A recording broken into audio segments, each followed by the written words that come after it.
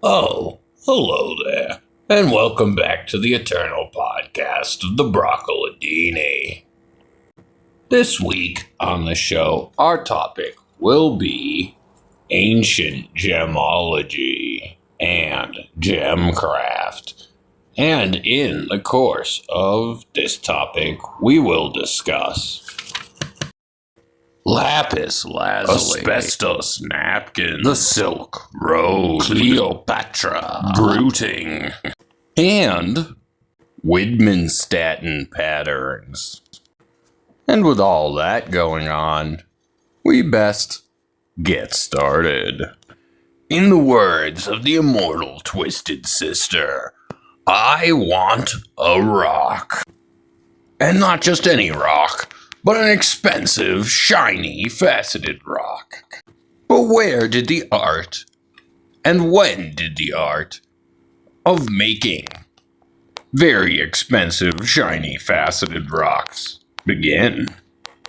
For the answer, we will have to travel to ancient India, where people noticed that the rocks in alluvial deposits along the riversides were shinier than other rocks that they encountered in their daily lives.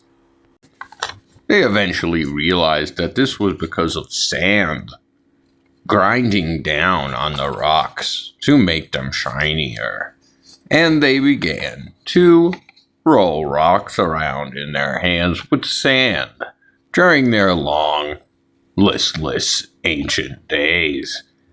And this was the earliest form of faceting, along with brooding, the art of taking a rock and grinding it on another, softer rock until a edge or facet can be formed.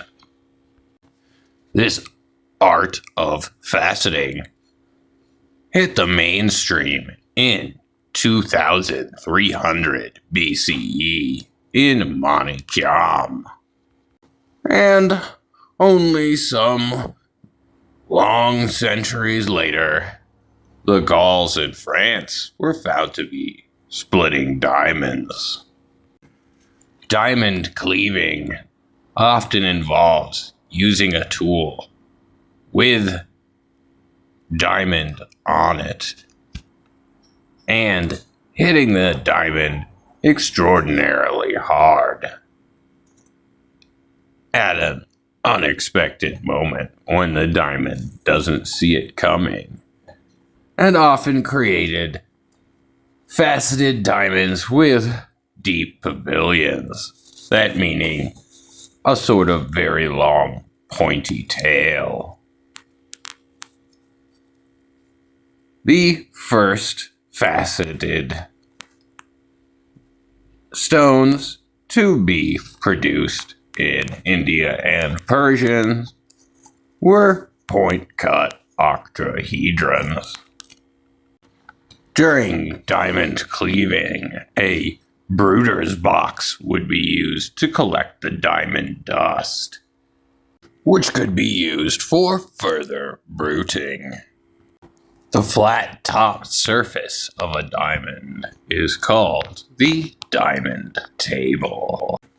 In the Levant, glass was first produced by the Phoenicians, who were fond of making colored glass beads, and glass blowing was later perfected in Jerusalem.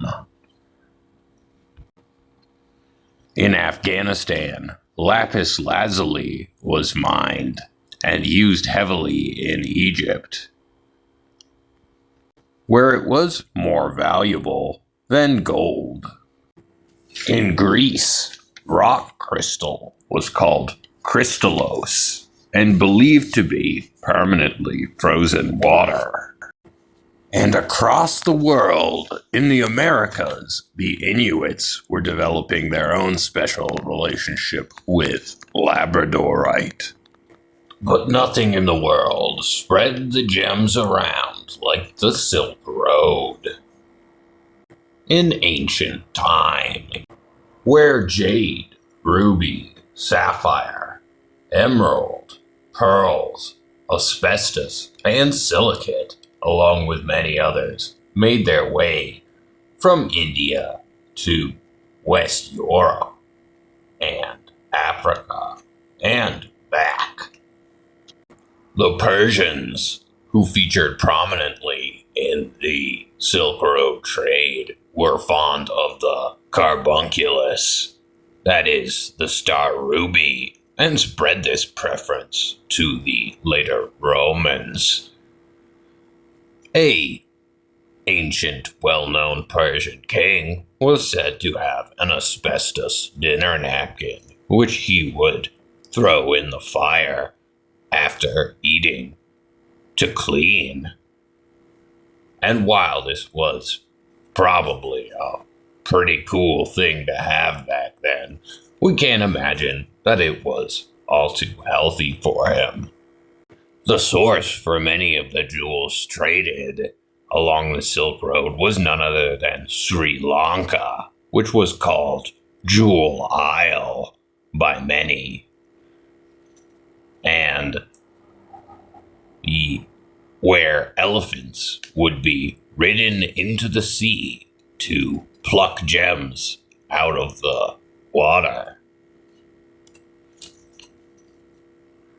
In Rome, the wife of the Roman Emperor Caius was once seen wearing 40 million sesterces worth of pearl jewelry, which may well have originated in Sri Lanka. Cleopatra was fond of putting pearls, probably from Sri Lanka, in her wine glasses at her dinner parties. Her eyeshadow was said to be made of crushed lapis lazuli. But the ancients weren't content with simply terrestrial jewelry, and the ancient Egyptians were known to also use meteorite. Gerza beads were said to be gifts from the gods. A 5,300-year-old Gerza bead was identified mostly by its Widmanstatten pattern. And this is the special lattice, chemical lattice of its makeup, along with its makeup being a nickel-rich iron. In 1911, such beads were found on necklaces in the Gerza Cemetery in Egypt.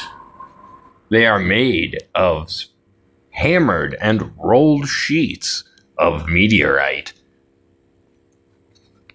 paying witness to the fantastic Gemcraft skills of the ancient Egyptians. Wouldn't it have been neat to be an ancient Egyptian? You could smoke cannabis mixed with henbane, drink flat beer, hang out with a crocodile all day, and get stones.